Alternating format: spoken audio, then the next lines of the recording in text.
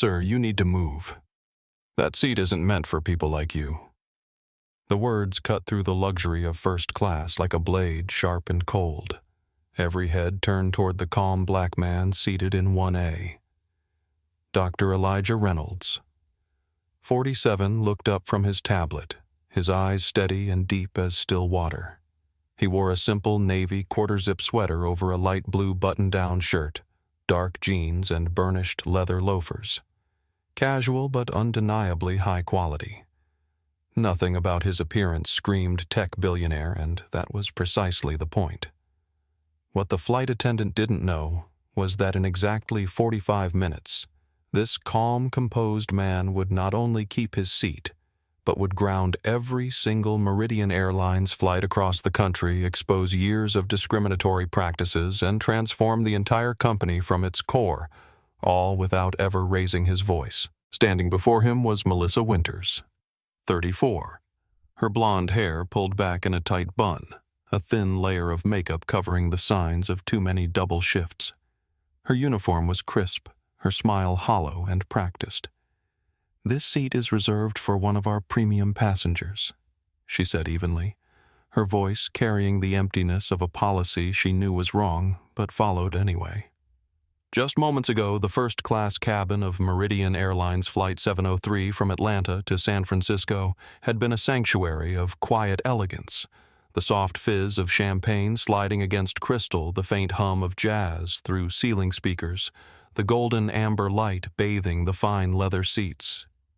Now that peace had shattered, replaced by a storm of glances, curious, cautious, and quietly judgmental. In row 2B, a middle-aged investment banker lifted his eyes from his laptop, frowning. Behind him, Jordan Ramirez, a 28-year-old Hispanic tech blogger with wire-rimmed glasses and an instinct for important moments, discreetly positioned his phone on the armrest and began recording. He didn't know why, but something in the attendant's tone made him uneasy. Before we dive deeper into this story of dignity and accountability, I want to know, where are you watching from? Drop your city in the comments below.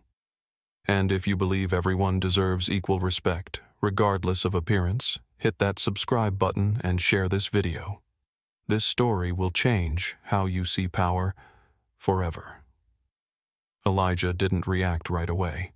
He calmly set down his stylus and spoke in a voice that was low, steady, and composed.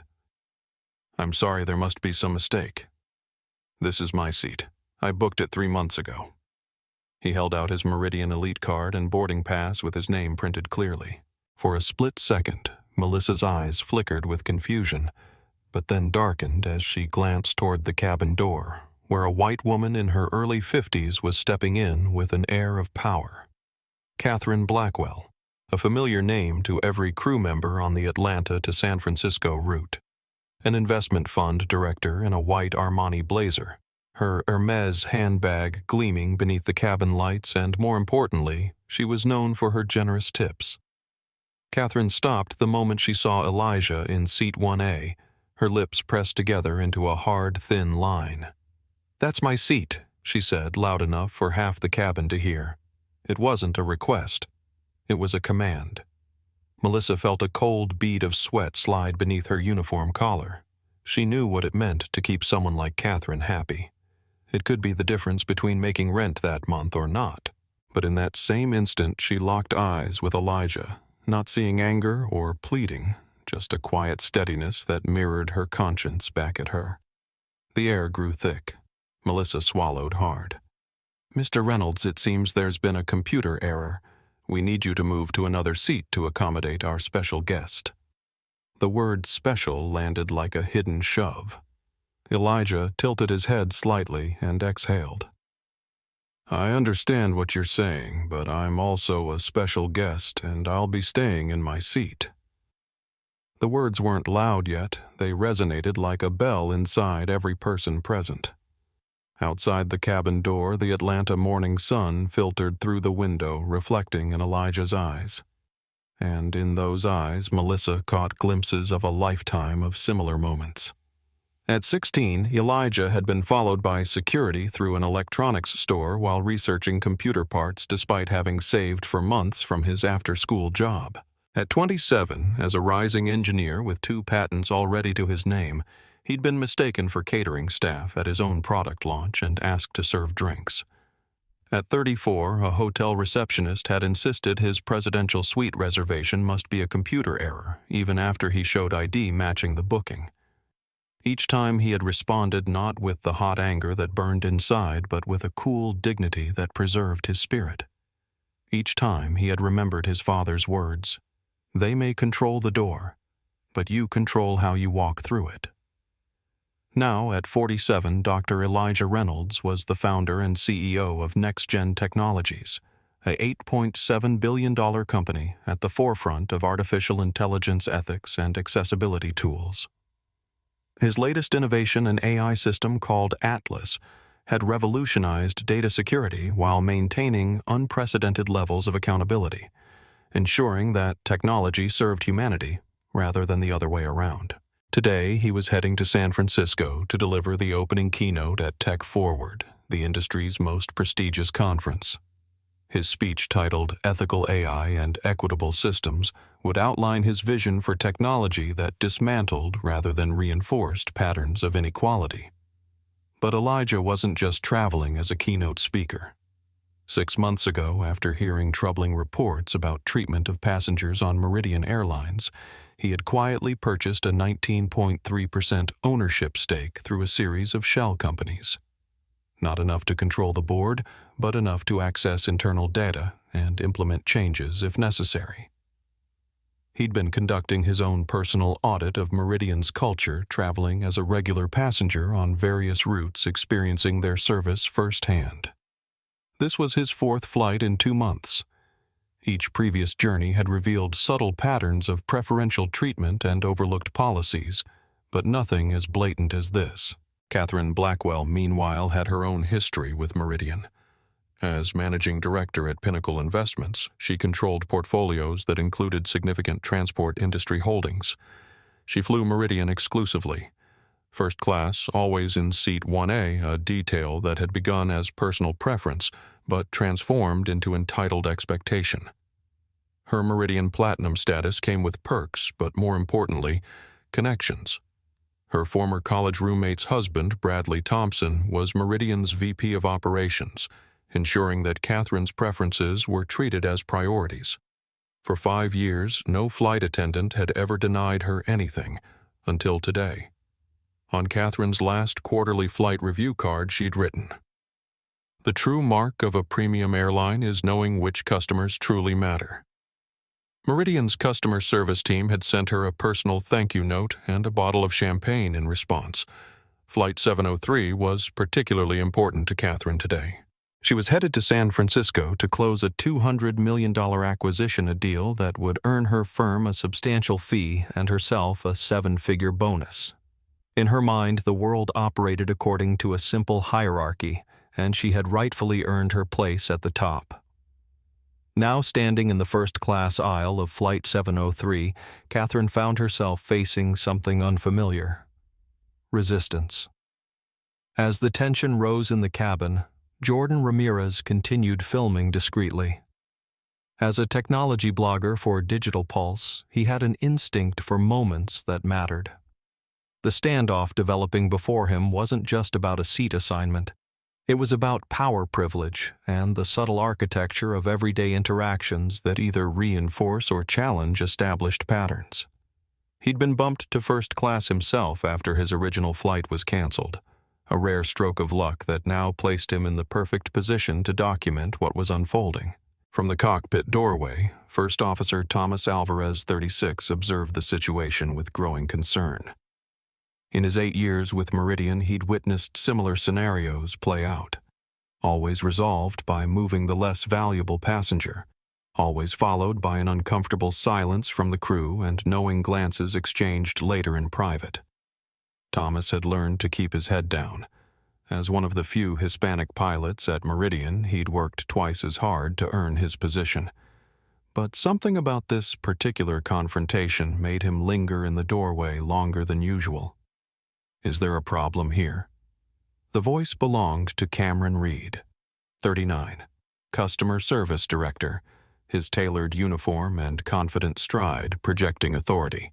His arrival should have eased the tension, but instead, the air in the cabin grew heavier. "Ms. Blackwell requires her usual seat," Cameron said smoothly, not even addressing Elijah directly. "Sir, we'll need to reseat you. I'm sure you'll find our other first-class accommodations equally comfortable." Elijah remained seated, one hand resting lightly on his armrest. "I pre-selected this seat months ago. My boarding pass confirms it. Unless there's a mechanical or safety reason, I'll be staying right here." Cameron's professional smile tightened. "I'm afraid our system shows a flag on your reservation. We'll need to verify your booking details, which might take some time. Perhaps it would be easier for everyone if you simply moved." The word everyone carried an implicit threat. Delay the flight and you'll be the villain in every passenger's story. In row 4, Professor Sophia Lin, 42. An Asian-American sociologist watched with academic interest that quickly transformed into personal discomfort. She recognized the pattern unfolding before her. She'd written papers about it, lectured on it, experienced it herself. Now she was witnessing it in high definition. 3 rows behind her, Derek Johnson, 63. A retired pilot with salt and pepper hair, and the posture of a man who had navigated both aircraft and prejudice with equal precision shifted in his seat. His hands gripped the armrests tighter. After 40 years in aviation, he knew airline protocol intimately, and this wasn't it. Their eyes met briefly across the cabin. Strangers united by the recognition of a familiar injustice. "Some people just don't understand how things work," Catherine said louder than necessary. Her right hand slipped into her purse, emerging with a small cream-colored envelope that she deftly passed to Melissa. The motion was practiced almost routine. "I'm sure we can resolve this quickly." The envelope disappeared into Melissa's pocket in one smooth motion. Not hidden enough to be invisible, but discreet enough to maintain plausible deniability. In any other circumstance, no one might have noticed. But Jordan's camera caught it all. Within minutes, the video was uploading to his social platforms with the simple caption, "Live from Meridian Airlines." "What happens when your ticket isn't enough?" "Shash, seat 1A. Shash Meridian Airlines." Catherine checked her watch impatiently. "I have meetings in San Francisco that can't be rescheduled. This is ridiculous." Cameron turned to Elijah, lowering his voice. "Sir, I must insist. This is a courtesy conversation, but I am authorized to involve security if necessary. Are you threatening me with security because I'm sitting in the seat assigned on my boarding pass?" Elijah asked, his voice level but carrying clearly throughout the cabin. The question hung in the air, its implications impossible to ignore. "Of course not," Cameron backpedaled. "But we have certain customers whose travel arrangements receive priority consideration." "And what criteria determine who receives this priority consideration?" Elijah asked. Cameron's hesitation was brief but damning. Catherine interrupted, her patience visibly fraying. "My office booked this seat weeks ago. I always sit in 1A. "Always?" "That's interesting," Elijah replied, turning his tablet toward them. "Because according to the timestamp on my reservation, I booked this specific seat exactly 94 days ago, well within Meridian's advanced selection window." Jordan's followers were already responding to his live updates. "Here we go again. Same story. Watch how this plays out. The airline always sides with Dollar. Does he know he's being recorded? Keep filming, this matters." The view count ticked upward. 1, 237, 2, 540, 5, 986. Melissa Winters stood frozen between worlds. The professional environment that paid her bills and the moral universe that kept her awake at night. The envelope felt heavy in her pocket. "This is a simple courtesy request," Cameron insisted, his tone sharpening. "If you refuse to comply, you'll be delaying the entire flight." A murmur spread through the cabin. A businessman in row 3 sighed loudly. "Just move so we can take off," he muttered, not quite under his breath. But there were other reactions, too. A young woman shook her head in disgust, not at Elijah, but at the pressure being applied to him. An elderly gentleman removed his glasses, clearly troubled by what he was witnessing. Elijah remained perfectly still, his posture upright but relaxed, a man comfortable in his own skin and certain of his position, both literal and figurative. "I'm not moving," he said quietly, "because this seat isn't just a seat. It's about who gets to determine where people belong." The cabin fell silent. Even Catherine seemed momentarily taken aback by the simple clarity of his statement. Cameron leaned closer, voice dropping to a harsh whisper. "You're causing a disturbance. We have the right to adjust seating to ensure our guests' comfort."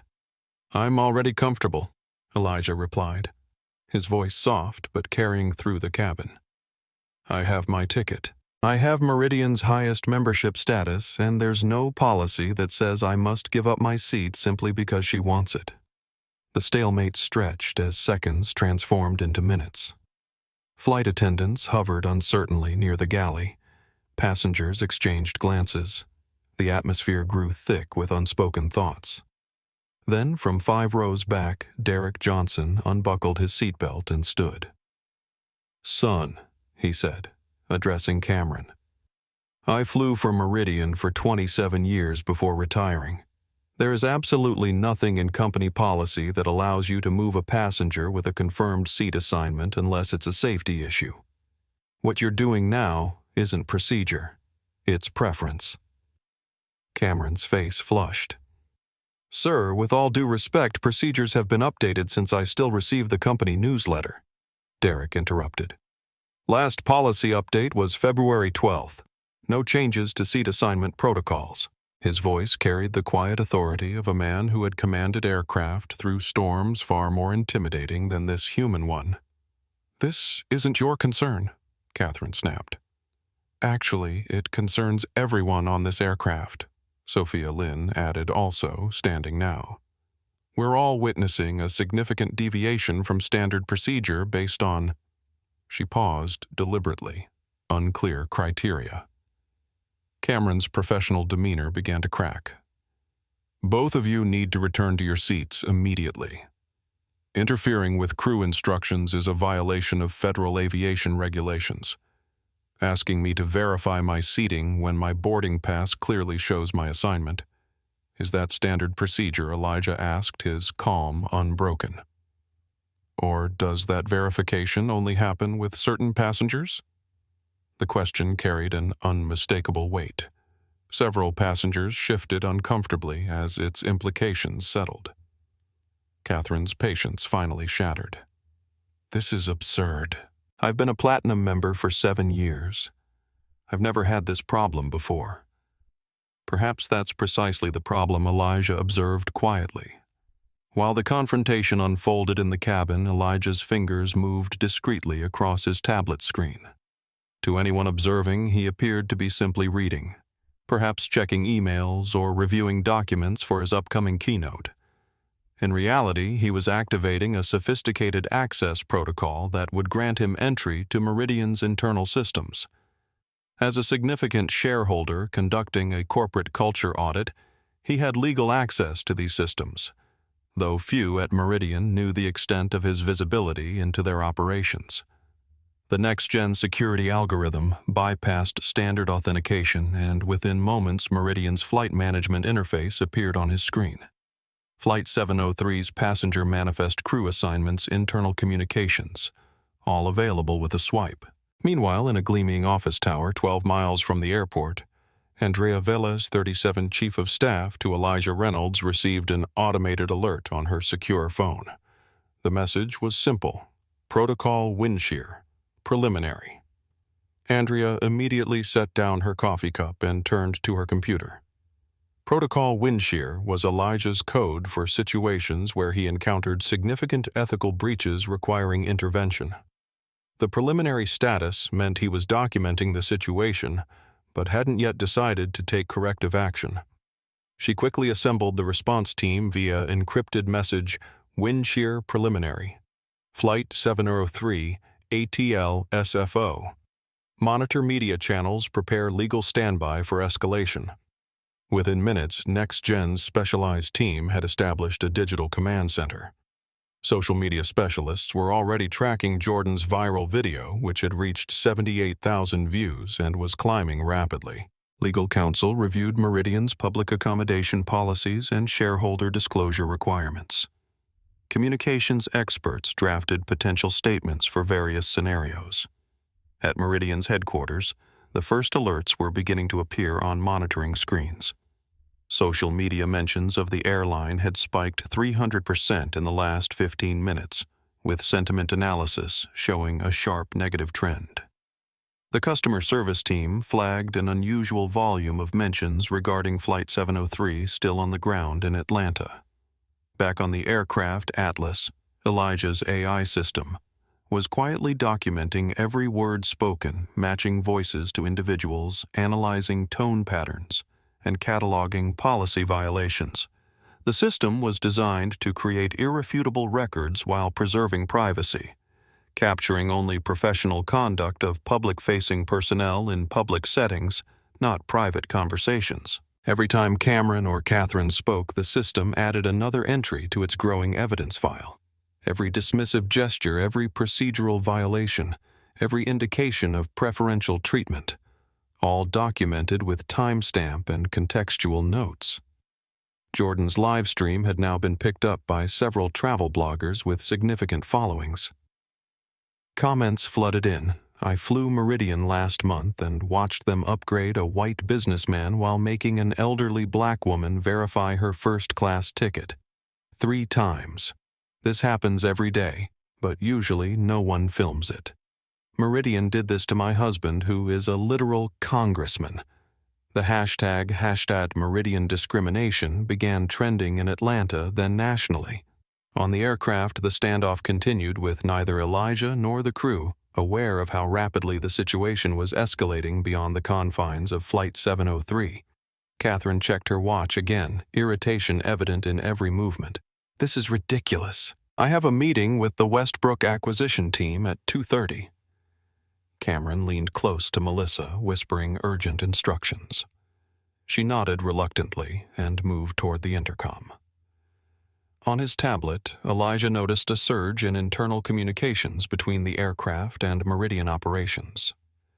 The word situation appeared repeatedly. Then more alarmingly, potential PR issue and high-value customer accommodation. As the digital activity intensified, Elijah made his decision. With 3 precise taps on his tablet, he sent a coded message to Andrea Initiate Protocol Windshear, Authorization Level 3. The message was simple, but its implications were profound. Level 3 represented full intervention authority, the corporate equivalent of emergency powers. Whatever was about to happen would reshape Meridian Airlines forever. Andrea received the message and immediately activated the full response protocol. Windshear Active Level 3 authorization confirmed. Implementing countermeasures in T-minus 45 minutes. The countdown had begun. This needs to end now. The voice carried the unmistakable authority of command. Captain Richard Bennett. Whoopi Wayne had entered the cabin, his uniform impeccable, his expression severe. At 6'2", with steel-gray hair and decades of experience, his presence typically resolved conflicts through sheer force of personality. Captain, this passenger is refusing to accommodate Ms. Blackwell's seating preference. Cameron explained, relief evident in his tone. The captain would resolve this. He always did. Sir Captain Bennett addressed Elijah directly. I understand you're in a confirmed seat, but we need to solve this situation quickly to maintain our departure slot. I'm asking you to cooperate with my crew. Elijah met the captain's gaze evenly. I am cooperating. I'm sitting in my assigned seat, following all safety instructions and causing no disruption. The disruption is coming from your staff insisting I move without any valid reason. Captain Bennett's expression hardened. As captain, I have final authority over all aspects of this flight, including seating arrangements when necessary. For safety, absolutely, Elijah agreed. But is this a safety issue, Captain? The question hung in the air between them. It's a customer satisfaction issue, Bennett replied. And am I not also a customer deserving of satisfaction? Elijah asked. Or do some customers matter more than others at Meridian Airlines? The captain's jaw tightened. That's not what I meant. Then please explain why Meridian's own seating policy is being violated to accommodate one passenger's preference over another's confirmed assignment. Bennett glanced at Catherine, then back to Elijah. Sometimes we make accommodations for our most frequent travelers. It's standard industry practice. Is it documented in your customer agreement, or is it a discretionary practice? Elijah pressed. And what criteria determine which passengers receive these special accommodations? The questions were precise, almost surgical, the kind that attorneys ask when they already know the answers. Derek Johnson stepped forward again. Rick, you know me. We flew together for 12 years. What's happening here isn't right, and it's not Meridian policy, at least not the policy I helped write before retiring. Captain Bennett's expression flickered with recognition. Derek, I didn't realize you were on board. His professional demeanor wavered momentarily. Then let me ask you something. Derek continued. Would you be making the same accommodation if the passenger in 1A looked different? If they were wearing a $5,000 suit instead of casual clothes? The question landed like a physical blow. Several passengers inhaled sharply. That's completely inappropriate, Cameron interjected. This has nothing to do with May. I see the passenger manifest? Elijah interrupted, his voice still calm. That's confidential flight information, Bennett replied automatically. Actually, Elijah said, turning his tablet toward the captain, as you can see, there are several irregularities that concern me. On the screen was Meridian's internal flight management system, something no ordinary passenger should have been able to access. Bennett's eyes widened in shock. How did you... The manifest shows Ms. Blackwell was originally assigned Seat 2C, but was manually relocated to 1A at 10:42 this morning, overriding my existing assignment. The system flag includes a note, VIP Override Protocol. The cabin fell silent. Melissa Winters, watching this exchange, felt something shift inside her, a quiet tectonic movement of conscience. She looked at Catherine's smug expectation, then at the envelope still in her pocket. For the first time in 3 years with Meridian, she began questioning not just this moment, but every special accommodation she had facilitated before. Sophia Lynn watched the power dynamics shifting in real time, a perfect case study in how authority responds when challenged with its own inconsistencies. Jordan's live stream viewer count hit 230,000. Enough of this charade. Elijah's voice remained measured but took on a new dimension of authority. My name is Dr. Elijah Reynolds, CEO of NexGen Technologies and board member of Meridian Airlines. The words fell like stones into still water, sending ripples of shock through the cabin. Cameron Reid froze, his expression transforming from authoritative to horrified in an instant. The blood drained from his face so rapidly he seemed to age years in seconds. Captain Bennett's professional mask cracked completely, his eyes darting between Elijah and his tablet, as if hoping one of them would disappear. Melissa's hand flew to her mouth, the envelope in her pocket suddenly burning against her thigh like a brand of shame. Only Catherine seemed unmoved, her expression shifting from surprise to calculation. If that's true, then you understand better than anyone the importance of maintaining relationships with premium customers. What I understand, Elijah replied, is that Meridian has been operating with a two-tiered service model, one written in its public policies and another implemented through whispers, nudges, and envelopes passed discreetly to staff. The reference to the envelope made Melissa flinch visibly. Dr. Reynolds. Captain Bennett said, his tone completely transformed. I wasn't informed of your presence on this flight. Had I known—" "That's precisely the problem," Elijah interrupted. "The fact that you would treat me differently if you knew my position indicates a fundamental failure of your service model. Every passenger deserves equal application of your policies, not just those you deem important enough." The cabin had become utterly silent, every passenger now fully invested in the drama unfolding before them. "This is a simple misunderstanding," Cameron interjected, desperately trying to regain control of the situation. "We can accommodate both valued passengers. Ms. Blackwell, would seat 1B be acceptable for today's flight?" Catherine's expression hardened. "Absolutely not. I specifically require 1A for its additional legroom and privacy. My office made these arrangements weeks ago.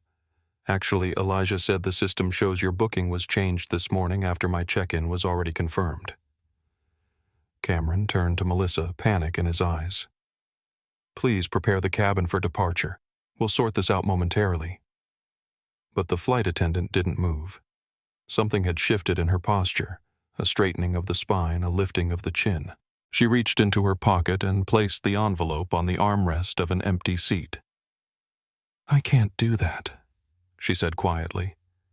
"This isn't right." Cameron stared at her in disbelief. "This isn't the time for—" "It's exactly the time." Melissa interrupted, her voice gaining strength. "We've been doing this for years, changing seat assignments, accepting gratuities, treating certain passengers better than others based on how they look or who they know. I can't do it anymore." The crew's unified front had fractured. Some flight attendants looked away, uncomfortable with Melissa's candor. Others nodded almost imperceptibly, a silent acknowledgement of a shared truth finally spoken aloud. "This is ridiculous," Catherine snapped. "I want to speak to someone with actual authority." "You already are," Elijah replied. "As a board member with significant ownership stake in Meridian, I'm formally documenting this interaction as part of an ongoing corporate culture audit." He turned his tablet toward them once more. On the screen was a formal shareholder access verification showing his 19.3% ownership position in Meridian Airlines Group. Captain Bennett's expression shifted from disbelief to resignation. "Dr. Reynolds, perhaps we should continue this conversation privately." "No," Elijah said firmly. "Transparency is precisely what's needed here. For too long, these practices have thrived because they happen in whispers and winks. Let's have this conversation right here where everyone can bear witness." Jordan, still filming, captured every word. "For the past 6 months, I've been traveling on Meridian flights as part of a comprehensive audit of service practices." Elijah explained, his voice clear and steady. "What I've found is disturbing." With a few swipes on his tablet, he brought up a series of charts and data visualizations. "Our analysis of seat reassignment patterns shows that 72% of passengers asked to move from their confirmed first-class seats are people of color, despite making up only 24% of Meridian's first-class bookings." The data appeared on his screen in clear, undeniable graphs. Of the 642 complaints related to discriminatory treatment last year, 87% involved passengers of color being moved from confirmed seats. The average platinum status member who presents as white is asked for additional verification of their status 0.3 times per year. For members of color, that number jumps to 4.7 times annually. Captain Bennett shifted uncomfortably. "Dr. Reynolds, with all due respect, these statistics can be interpreted in multiple ways." "They certainly can," Elijah agreed, "which is why we didn't rely solely on numbers. We conducted interviews with 237 current and former Meridian employees who described an unofficial but widely understood practice of VIP override protocol, the exact terminology used in the system note regarding Ms. Blackwell's seat reassignment today." Catherine's composure finally cracked. "This is absurd. I'm a valued customer who spends over $50,000 annually on Meridian flights. And I respect customer loyalty," Elijah replied. What I don't respect is a two-tiered service model where some passengers' confirmed arrangements are considered sacrosanct, while others are treated as suggestions. He turned to face the other passengers, many of whom were now openly watching and listening. This isn't an isolated incident. Over the past year alone, Meridian has received 642 complaints related to discriminatory treatment. Of those, 496 were classified as resolved without any substantive action or policy change. Derek Johnson nodded grimly. During my final years at Meridian, I raised concerns about these patterns repeatedly. My reports disappeared into administrative black holes. I experienced something similar on a Meridian flight last year. A woman in row 7 called out. I was moved from my assigned seat to make room for a priority passenger. I complained and received a form letter response. They made my husband show his boarding pass 3 separate times. Another passenger added. No one else in the first-class line was asked even once. The dam had broken. More passengers began sharing experiences, not just on this flight, but across months and years of travel on Meridian. The individual incidents, once isolated, now formed a clear pattern that could no longer be dismissed as coincidence. On his tablet, Elijah pulled up an internal document titled Premium Customer Experience Guidelines. Within it was a section labeled Discretionary Accommodation Protocols that included the directive, when seating conflicts arise between passengers, priority consideration should be given to maintaining satisfaction of passengers with established value profiles. The language is deliberately vague, Elijah observed, but the implementation is quite specific as we're seeing today. Catherine stood rigid, her expression a mask of indignation.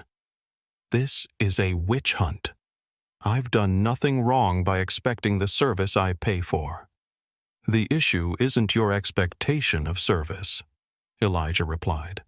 It's the expectation that your preferences supersede another passenger's confirmed arrangements based on criteria that have nothing to do with safety or operational necessity.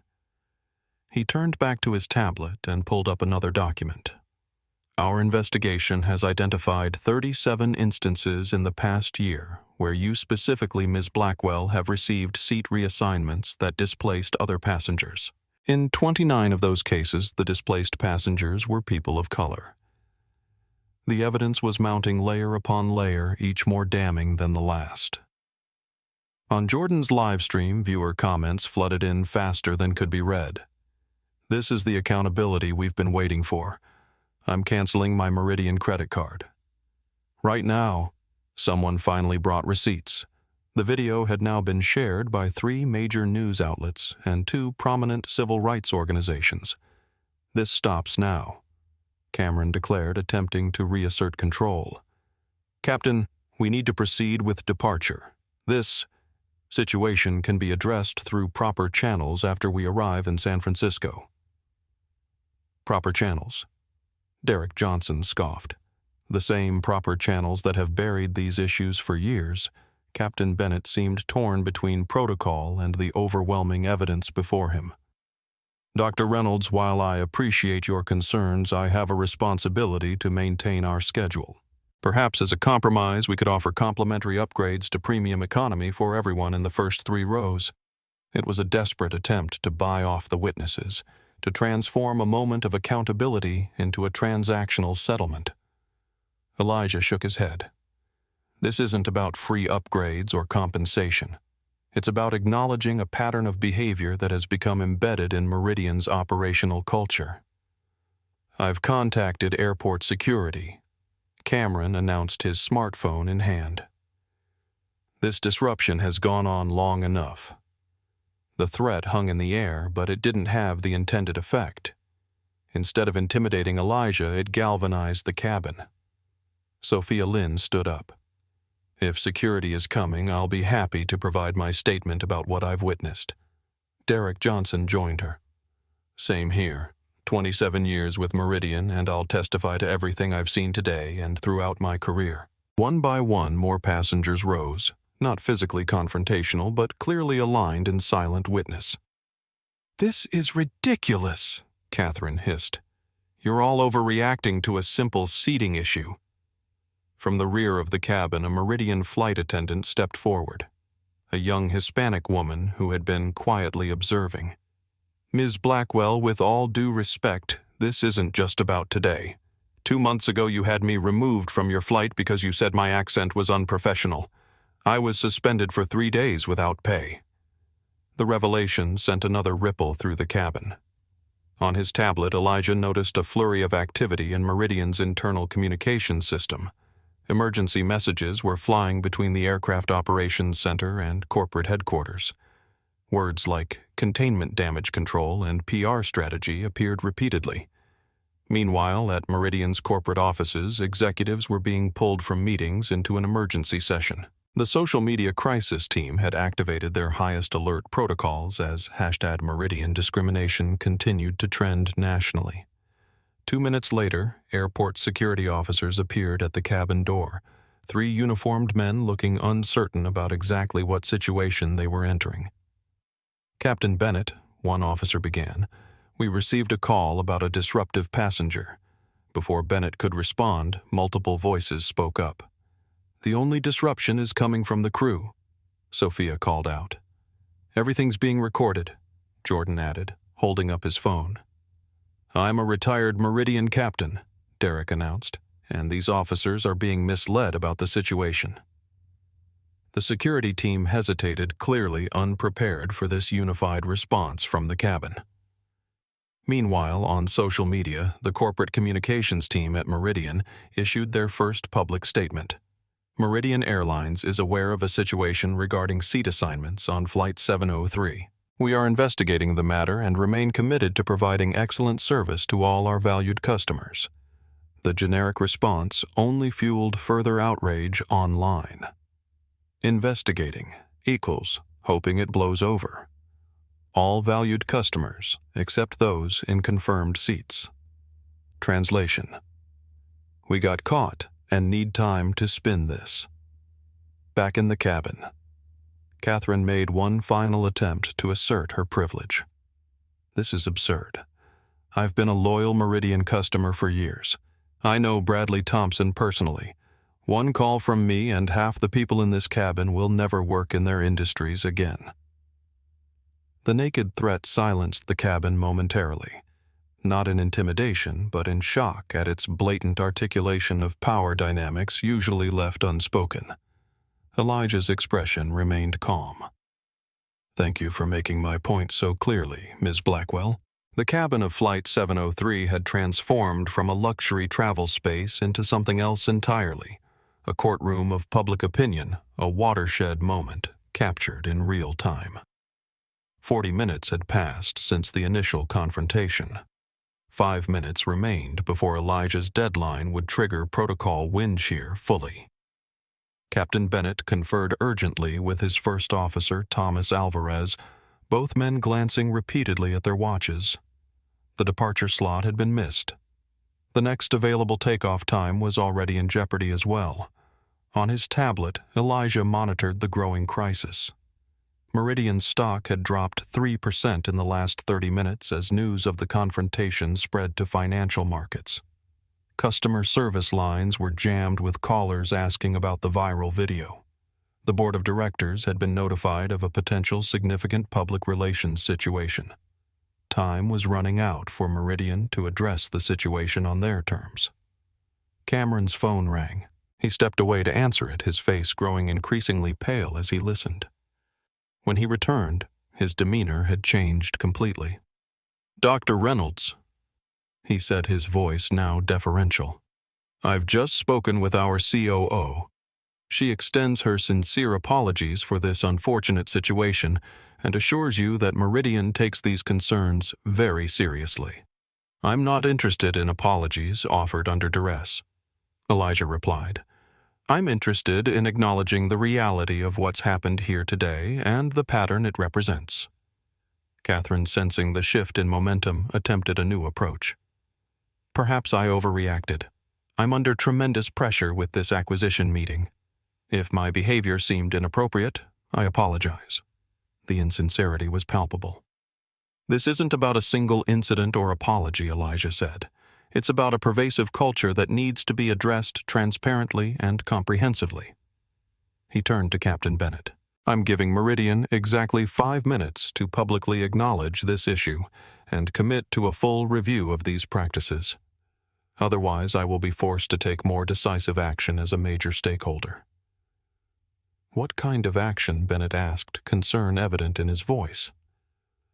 The kind that ensures this never happens again, Elijah replied simply. The countdown continued, tension mounting with each passing second.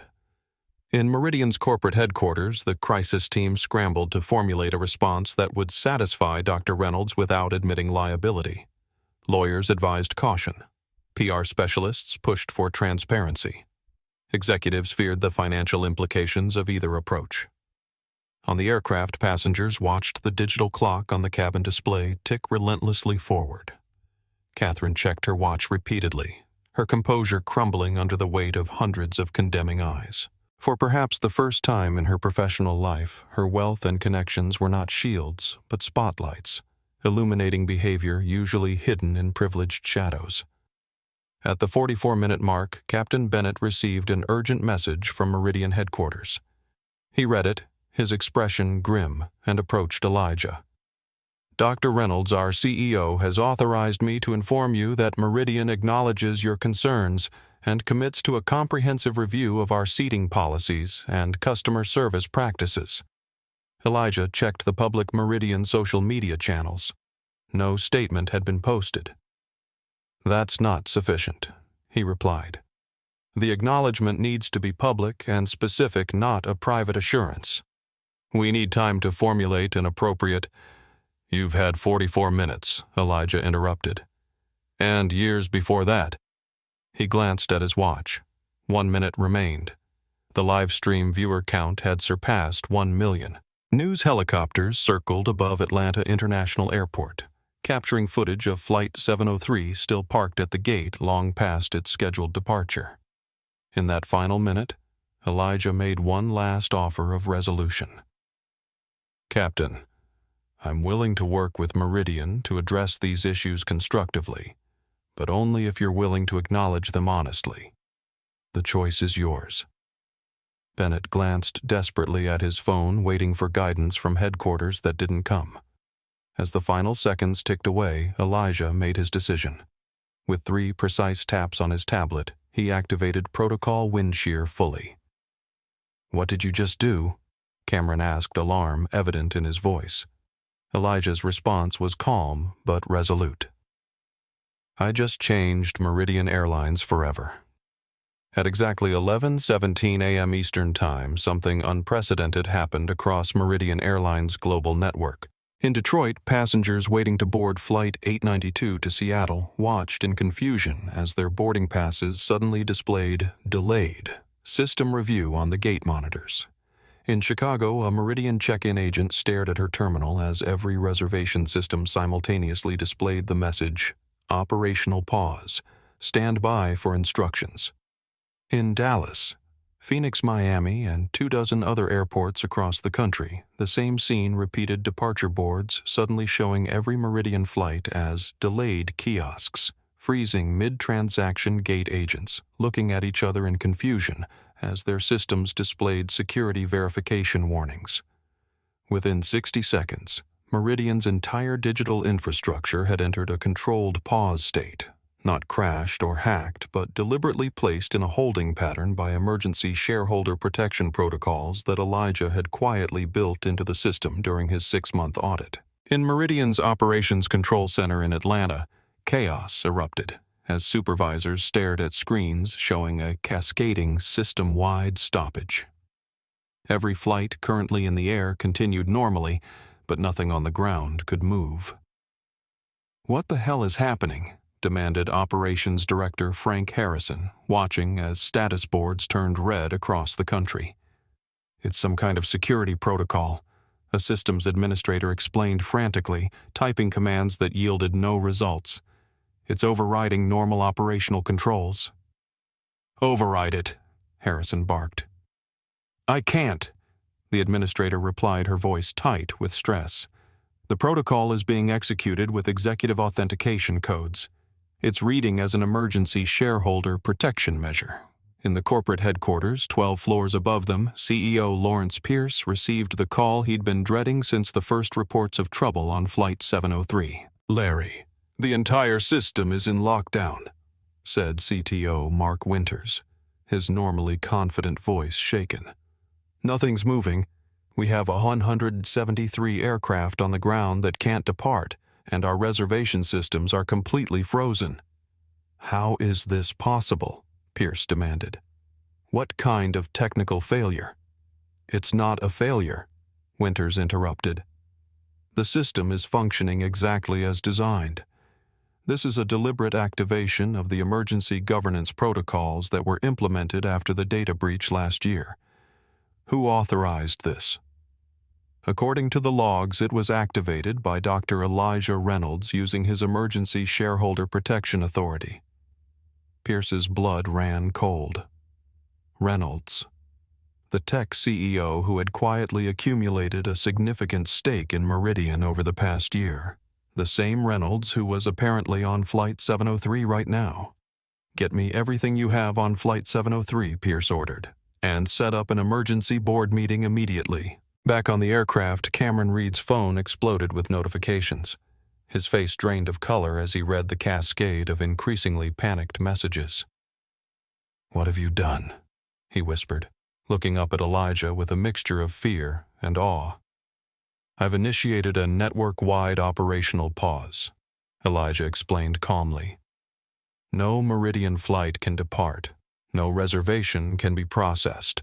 No ticket can be sold until the company acknowledges and addresses the issues we've witnessed today." The cabin fell silent as the implications sank in. "You can't do that," Catherine sputtered. It's illegal." "Actually," Elijah replied, "it's explicitly legal under the emergency shareholder protection provisions that Meridian itself adopted after last year's customer data breach. As a major shareholder, I have the right to initiate temporary operational pauses if I identify practices that pose significant risks to the company's integrity or reputation." Captain Bennett's phone rang. He answered, listened briefly, and then handed it to Elijah with a shaking hand. It's the CEO." Elijah took the phone and activated the speaker function so everyone in the cabin could hear. "Dr. Reynolds," came the tense voice of Lawrence Pierce. "I understand you've initiated an operational pause across our entire system." "That's correct," Elijah confirmed. "You've grounded our entire airline. We're losing millions by the minute." "I'm aware of the financial implications," Elijah replied. "I'm also aware of the human implications of the discriminatory practices I've been documenting for the past 6 months, practices that I witnessed firsthand today." A long pause followed. "What do you want?" Pierce finally asked the question, heavy with resignation. "Accountability," Elijah answered simply. "I want Meridian to acknowledge publicly the issues I've documented, commit to a comprehensive third-party audit of your service practices, and implement binding reforms to ensure equal treatment of all passengers. That's not something I can agree to unilaterally. I need to consult with the board." "The board is being convened as we speak," Elijah informed him. "In fact, I believe the emergency meeting notification just arrived in your inbox." As if on cue, Pierce's email chimed loudly enough to be heard over the phone. "How did you know?" "Because I called the meeting," Elijah explained. "As a board member with substantial ownership stake, I have that authority under your corporate bylaws." Another long silence followed. "The operational pause will continue until the board meeting begins." Elijah continued. "I suggest you use the time to review the evidence I've been compiling. It's been uploaded to the board's secure server." He ended the call and handed the phone back to Captain Bennett, whose expression had transformed from authority to astonishment. Throughout the cabin, passengers sat in stunned silence, witnesses to a corporate drama unlike anything they had ever seen. On his live stream, Jordan could barely keep up with the comments flowing in. Did he just ground an entire airline from his seat? Corporate accountability has entered the chat. This is like watching David take down Goliath in real time. The Meridian Airlines emergency board meeting began at 11:45 a.m., conducted via secure video conference. Elijah participated from his seat on Flight 703, his tablet propped on the tray table, his demeanor as calm as if he were in any ordinary business meeting. The other 11 board members appeared on the split screen, most in office settings, some clearly pulled from other activities, all wearing expressions ranging from confusion to outrage. "This is unprecedented," declared Chairwoman Eleanor Winters, her silver hair pulled back severely, her tone clipped with barely controlled anger. "Dr. Reynolds, you've unilaterally grounded our entire airline based on what appears to be a personal disagreement over a seat assignment." With respect, Chairwoman Elijah replied that characterization dramatically understates the situation. "What I witnessed today is merely the visible symptom of a much deeper issue within Meridian's culture and practices." He shared his screen displaying the first of dozens of data visualizations he had compiled. "Over the past 6 months, I've been conducting a comprehensive audit of Meridian's service practices, prompted by persistent reports of discriminatory treatment. What I've found is disturbing." For the next 12 minutes, Elijah methodically presented his findings. Statistical analyses of seat reassignments, documented patterns of verification requests, internal communications, revealing unofficial but widely understood practices of preferential treatment based on factors that had nothing to do with safety or operational necessity. "This isn't about one seat or one flight," he concluded. "It's about a pervasive pattern that exposes Meridian to significant legal, financial, and reputational risk." Board member Thomas Harrington, a veteran airline executive, leaned forward. "Even if these patterns exist, Dr. Reynolds, your response seems disproportionate. Grounding the entire airline is causing massive disruption and financial damage." "The disruption is temporary," Elijah replied. "The damage to Meridian's reputation, if these practices continue unchecked, would be permanent." CEO Lawrence Pierce attempted to regain control of the narrative. "We take these allegations seriously, but this could have been addressed through normal channels without this theatrical display." "I disagree," Elijah said firmly. "I've reviewed 6 quarterly board meetings where similar concerns were raised by your own compliance team, only to be relegated to further study or ongoing monitoring. Normal channels have failed." He shared another document, minutes from previous board meetings showing precisely that pattern. The mood in the virtual boardroom shifted palpably. "What exactly are you proposing?" asked Amanda Chen, the newest board member, her expression thoughtful. "3 non-negotiable actions," Elijah replied. "First, a public acknowledgement of the issue. Second, a comprehensive third-party audit of Meridian's service practices and customer treatment patterns. Third, binding reforms based on those findings with transparent reporting of progress. And if we refuse, Chairwoman Winters asked, then the operational pause continues, and I release my findings publicly, including to regulatory authorities and the press." The threat hung in the virtual air. "This is extortion," declared board member William Foster, a longtime Meridian investor. "This is accountability," Elijah countered. "As board members, we have a fiduciary duty to address issues that threaten the company's long-term value and reputation. I'm simply fulfilling that duty more proactively than you might prefer." A private message appeared on Elijah's tablet.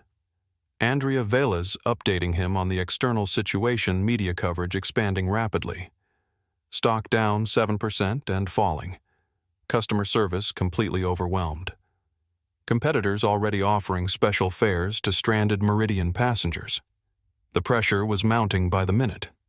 Lawrence Pierce conferred quietly with the chairwoman, both looking increasingly concerned as they presumably received similar updates about the deteriorating situation. "Dr. Reynolds," Pierce finally said, "we need time to properly consider your proposal and consult with our legal team."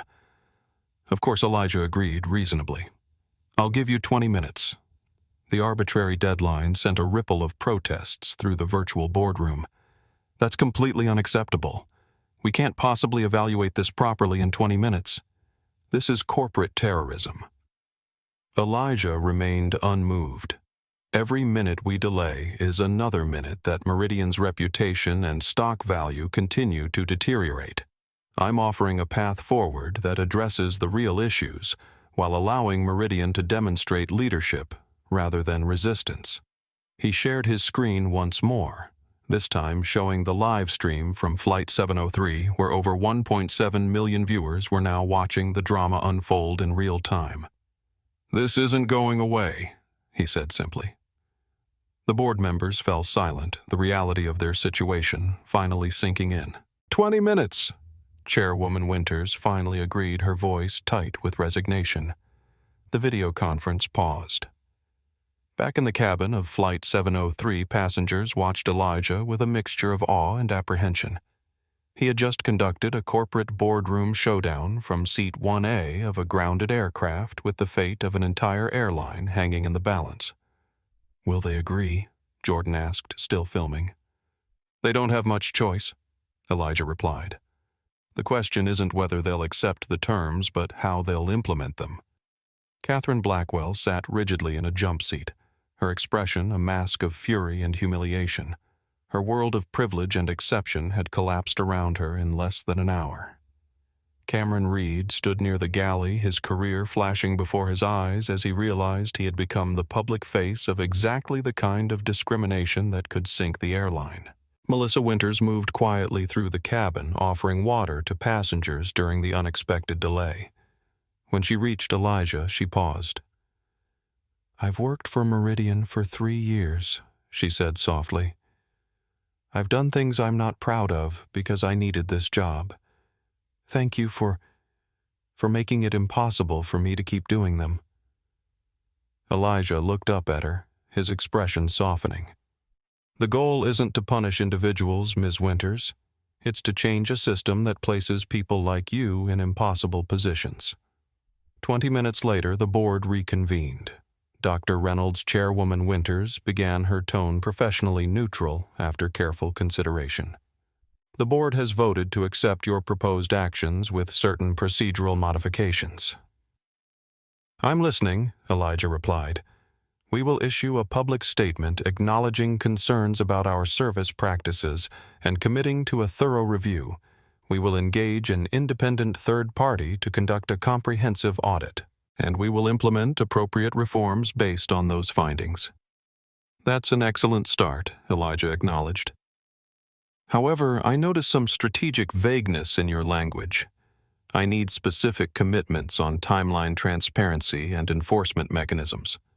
What followed was 15 minutes of intense negotiation, the kind usually conducted in closed boardrooms over days or weeks, compressed into a quarter hour and witnessed by millions online. By the end, a formal agreement had been reached. Meridian would immediately issue a specific public statement acknowledging the concerns raised and committing to address them substantively. An independent audit committee would be formed within 48 hours, comprised of equal numbers of Meridian representatives and outside experts in civil rights and customer service ethics. All findings would be made public within 90 days, along with a binding implementation plan for reforms. Quarterly progress reports would be issued publicly for at least 2 years. A new executive position, Chief Equity Officer, would be created, reporting directly to the board. If these terms are formally adopted by board vote, Elijah concluded, "I will end the operational pause immediately." The vote was unanimous, if not enthusiastic. "The resolution passes," Chairwoman Winters declared. "Dr. Reynolds, we request that you restore normal operations as agreed." With 3 taps on his tablet, Elijah lifted the system-wide freeze. Across the country, Meridian's systems began to come back online. Departure boards updated. Check-in kiosks reactivated. The airline slowly returned to life, but it would never be the same. The immediate crisis had been resolved, but the aftermath was just beginning. As Meridian's systems reactivated and Flight 703 prepared for delayed departure, pockets of resistance formed within the company. Some executives viewed the board's capitulation as a dangerous precedent, others worried about their own culpability in the practices now under scrutiny. Bradley Thompson, VP of Operations, and Catherine Blackwell's connection to Meridian's inner circle immediately went on the offensive. In an emergency leadership call, his voice carried the sharp edge of someone whose power was threatened. "This is nothing but corporate blackmail," he declared. "Reynolds manufactured a crisis to force his social agenda on our company. We should be fighting this, not surrendering to it." Several senior leaders murmured in agreement. CEO Lawrence Pierce, however, had reviewed enough of Elijah's evidence to recognize the existential threat it posed. "Brad, I understand your frustration, but the evidence is compelling and widely distributed at this point. Fighting it would only extend the damage." "So we just roll over," Thompson demanded. "What happened to spine in corporate leadership? What happened to ethical corporate leadership?" countered Amara Okafor, Meridian's general counsel, who had been advocating for policy reviews for over a year. "I've been raising these exact concerns in quarterly compliance meetings. The data patterns are undeniable, and they expose us to massive legal liability." The division within Meridian's leadership mirrored broader reactions throughout the company. Employee message boards exploded with heated debates. Some staff members expressed relief that long-ignored issues were finally being addressed. Others worried about job security or defended the status quo as industry-standard practices. On Flight 703, now finally taxiing toward the runway after a 3-hour delay, Catherine Blackwell made one last attempt to reassert her privilege. "This entire situation has been blown completely out of proportion," she announced loudly to the cabin. "I've been a loyal Meridian customer for years. I'll be speaking directly with Lawrence about this absurd circus." Melissa Winters, now serving as the lead flight attendant after the original crew had been replaced, approached Catherine calmly.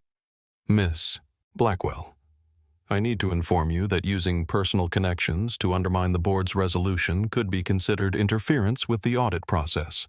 All such attempts will be documented and included in the findings." Catherine stared at her in shock, unused to such direct pushback. Additionally, Melissa continued, "Your standard customer profile has been reset to default settings in accordance with the new interim protocols. Your seat assignment for the return journey will be determined by the same algorithm applied to all passengers." The words landed like physical blows. Catherine's special status, the invisible force field of privilege that had shaped her travel experience for years, had vanished.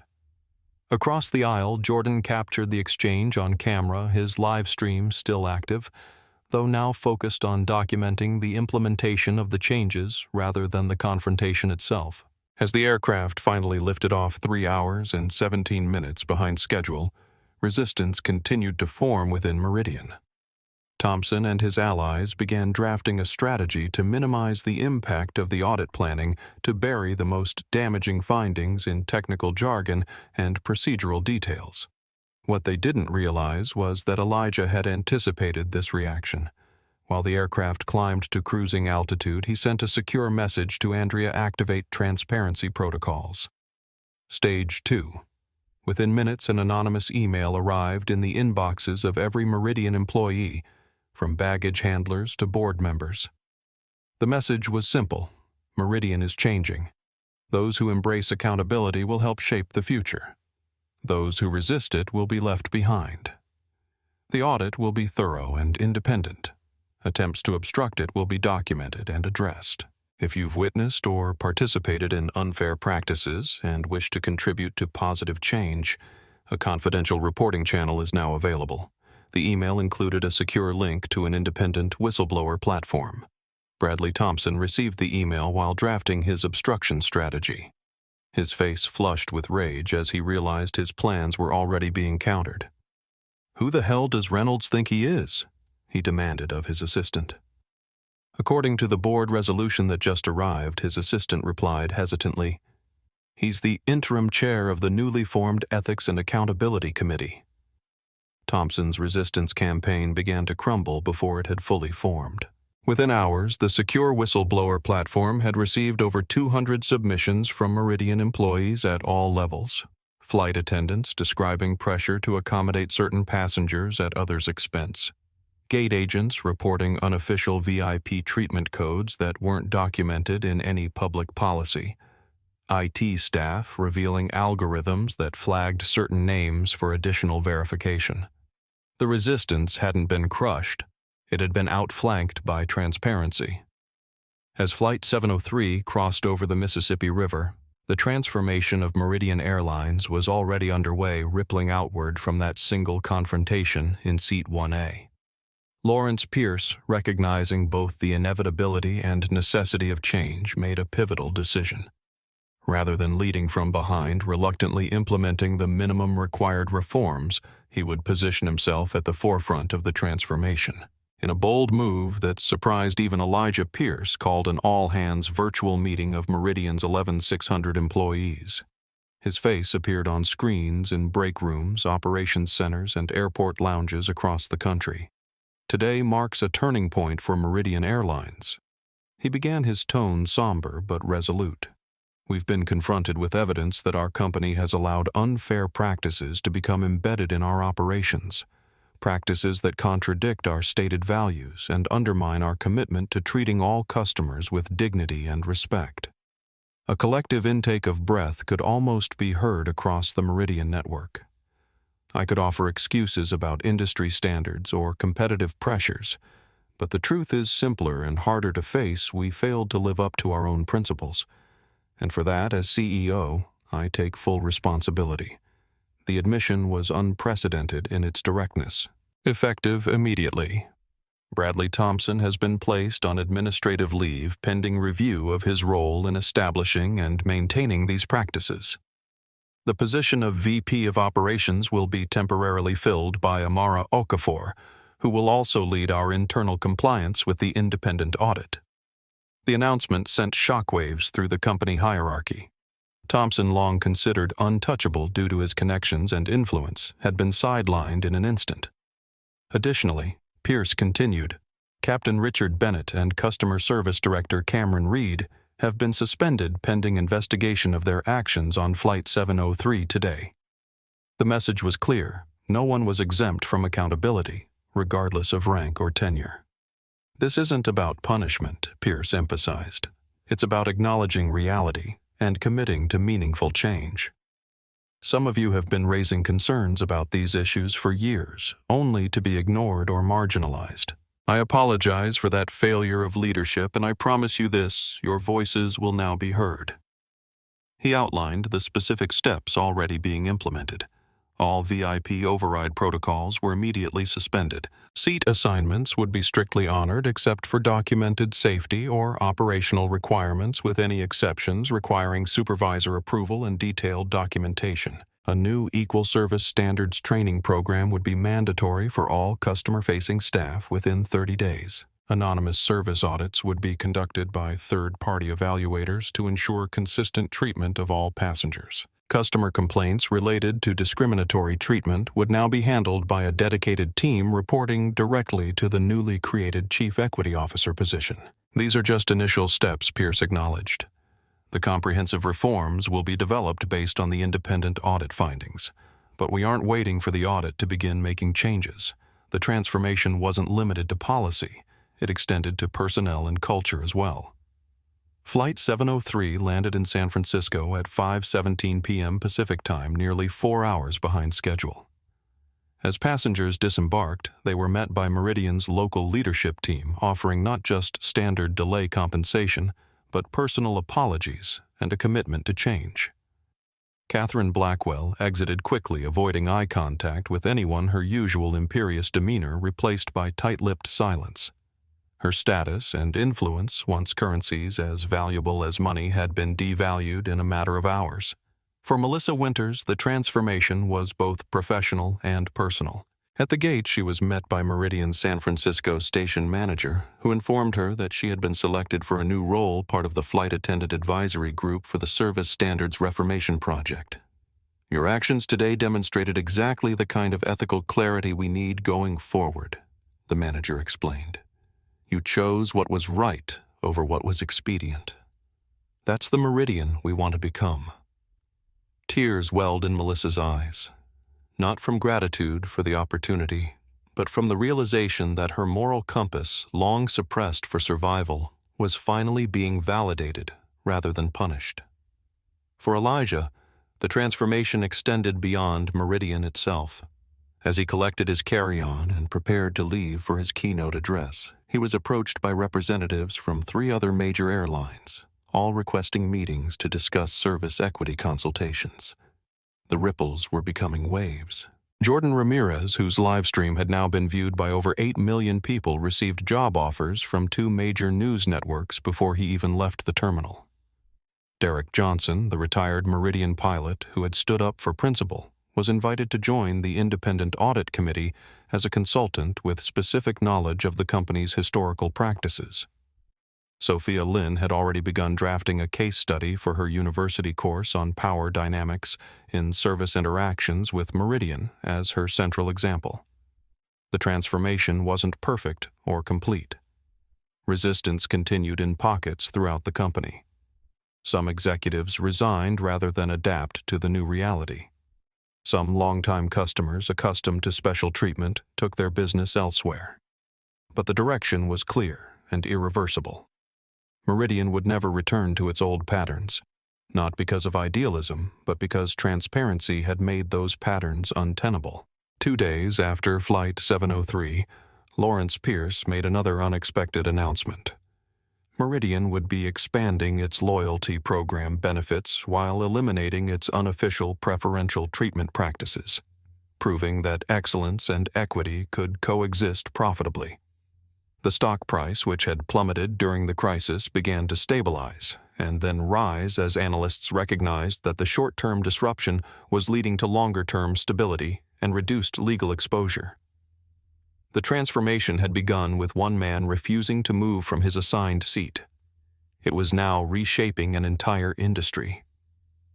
The weeks following the Flight 703 incident, now widely referred to as the 1A revolution in industry circles, brought cascading consequences that few could have predicted.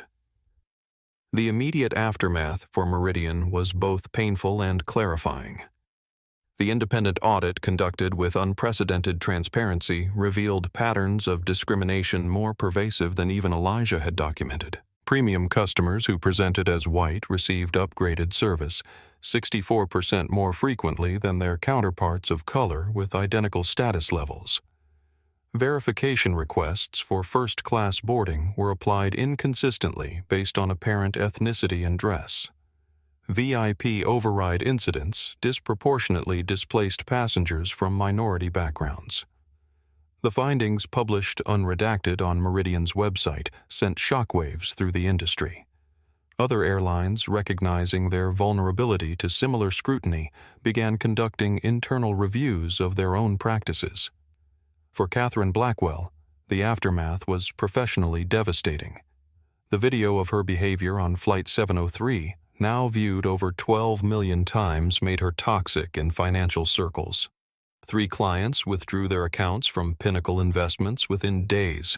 By the end of the month, she had been quietly asked to take an extended sabbatical, corporate speak for clean out your desk.